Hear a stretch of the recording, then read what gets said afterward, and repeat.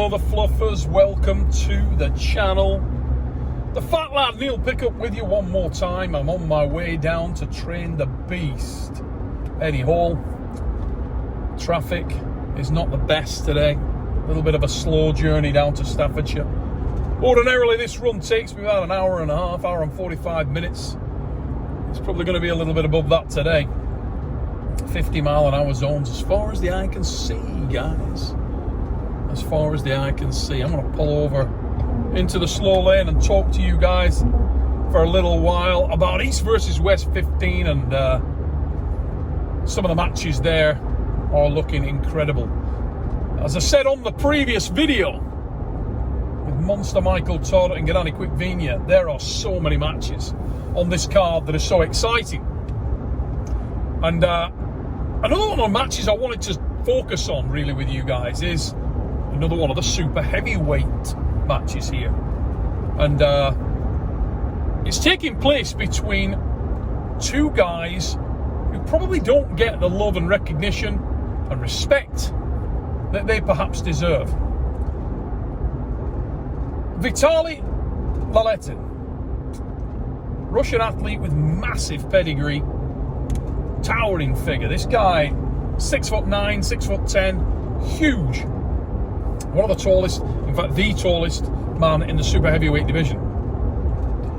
And when we talk about tall, it's not just the height of the individual, it's also the length of the lever. Lever length is super important. And when you look at Vitali Laletin, Laletin's got as long a forearm as you are going to find in the sport of professional arm wrestling right now. What that does is it allows him to utilize the low hand top roll, the defensive top roll, extraordinarily well. In fact, he can attack with the defensive top roll, with the low hand, probably better than most guys in the game as a result of that. So when we talk about the low hand top roll, we're talking about sacrificing the rise and using the wrist as a primary point of attack. Suits guys who are ambush pullers, guys who can rotate very well off the B side. And we've seen throughout Laletin's career just how dangerous he is in that respect. One of the things that creates vulnerability in that style is if you find someone whose joint structure, whose natural structural integrity through the key areas, the elbow, the hand, the wrist, are ridiculous on a different level. Very few people are built or put together like Georgi Tsvetkov. DZERANOV, I've talked about him for many, many years. People who've watched The Fix for years will know that before East versus West, I used to sing the praises. If you go back and look at those old episodes, you'll hear me talk about the fact that a new guy in the sport who'd had incredible success in his early outings at the WAF, the World Arm Wrestling Federation Worlds, was Georgi Tsvetkov. Came in at the 110 kilo class, looked incredibly dominant, brutally strong, liked to arm wrestle very deep, liked to arm wrestle with joint, with structure, ferocious power, very, very old gears forward style. And that is one of the things that's so intriguing about this match. He took a couple of key losses, most notably in the Nomad series, where he lost to Tom Morozov. Many people felt that he'd gone. He wasn't a force to be reckoned with after that. Not the case at all. Since then, we've seen Georgi Tsvetkov go on an unbelievable tear. Most recent outing, we saw him decimate Rivas, one of the biggest, most imposing figures in the super heavyweight division, and yet Tsvetkov ran him over that day at the King of the Table.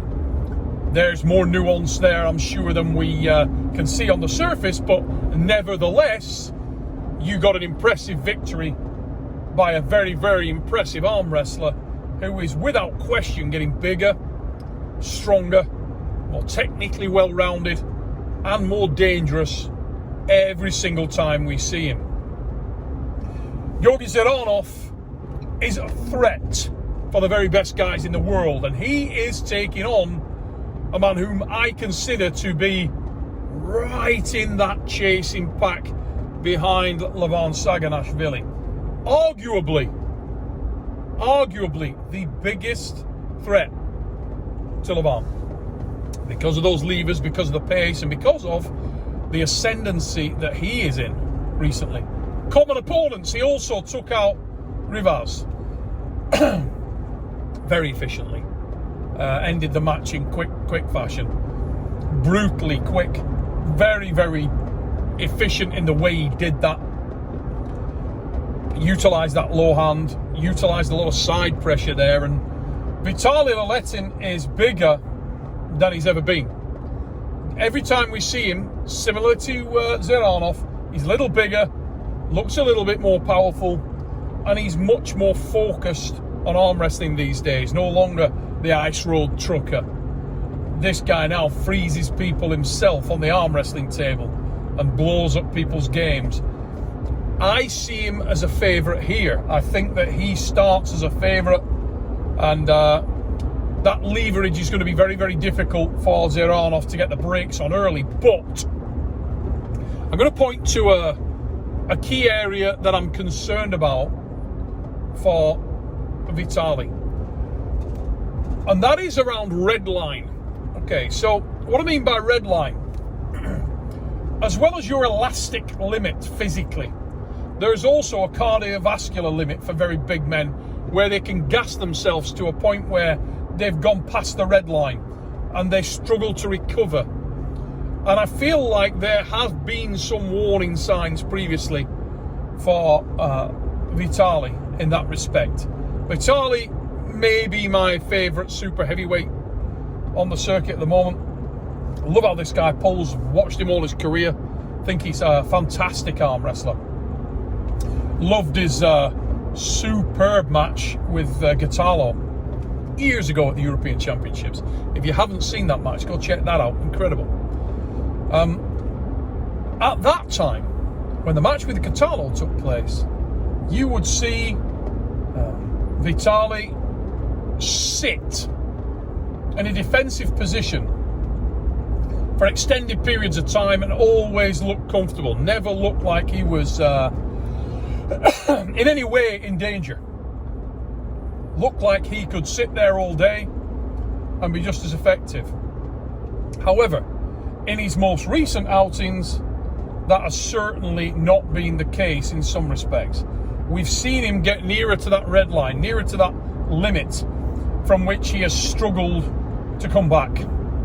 And that concerns me a little bit in this match with DZERANOV, because you're seeing an arm wrestler who,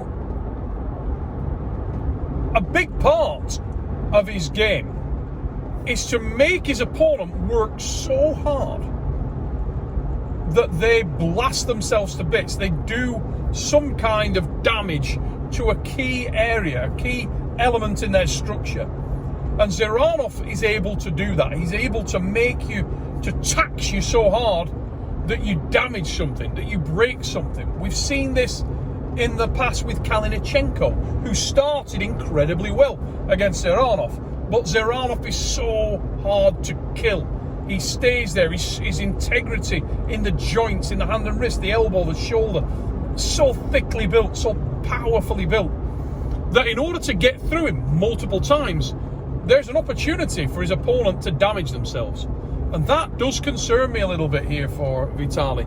Whilst Vitali remains a favourite in my mind, it is by a narrow margin. It is by a narrow margin. I believe that the biggest risk for Laletin is to be drawn into a situation where he is having to go through the red line to get the win. Because if he does that once, twice, it may be difficult to do it a third time. And at that point, Georgi DZERANOV becomes a much more dangerous prospect, much more dangerous ask. This is a great match between two massively different arm wrestlers. Technically, super different. Their approach to the sport couldn't be more different. One is about trying to bring and inject some finesse into the super heavyweight division. Whilst he's not lacking power, he's going to try and get around you, over you, take you apart with speed and guile. The other is around brutal, top-end red line strength, being built differently, being stronger than you. Who comes out on top at East versus West 15? What a match this is. What an intriguing battle. And once again, two super heavyweights who are very much on the rise, very much trying to put themselves into the box seat for the next shot at the number one spot. The last time we saw Vitali Laletin do that, he looked as impressive in that opening round against Levan as he has ever done. He looked exceptional. After that, his game fell apart a little bit. Is it because he went to that red line?